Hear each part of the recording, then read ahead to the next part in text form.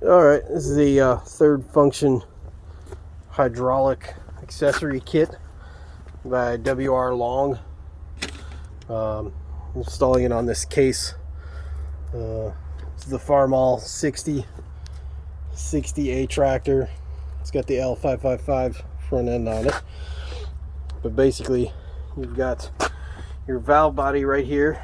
So these two bolts, this valve body, I've already kind of laid out the hoses the way that they're going to be. Yeah, basically that huge plate right there is going to go right here next to this plate.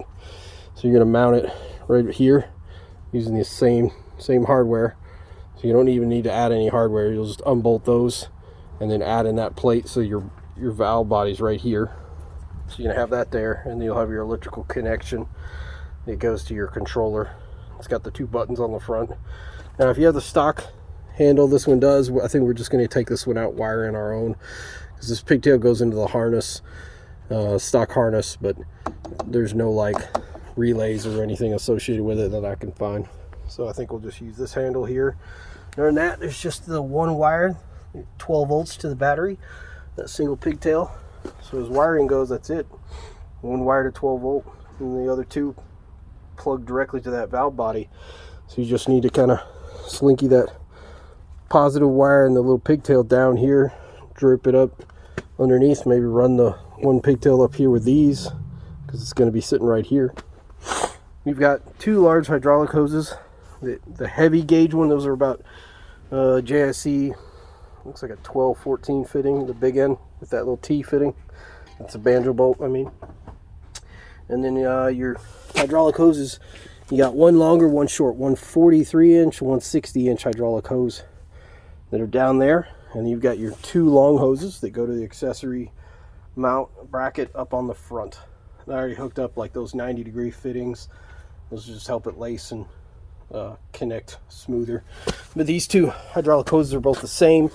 You've got T here and P, and you'll notice that on T, this is basically a female connection, this is a male connection, and so they duplicate those same two to these same male and female connections, as if those weren't there, you might want to make sure that those connections are exactly the same as over here, because they're easily reversible.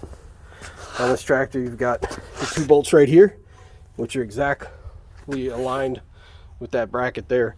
So you can put your connections here, probably facing the valves down, the quick connects down, and then just lace up your hoses up here along this inside arm. And then there's plenty of zip ties that come with this kit. Although these are small zip ties, I might get something more heavy duty. And then for your two large hoses, these hook up to, I'll show on here, your Power Beyond port. Whether it was a loader mount, which would be on the arm of the tractor in the front, and this one has it underneath the mid mount. So that's our valve body right there. So essentially all we're going to do is for these two hoses, got your banjo bolt and the regular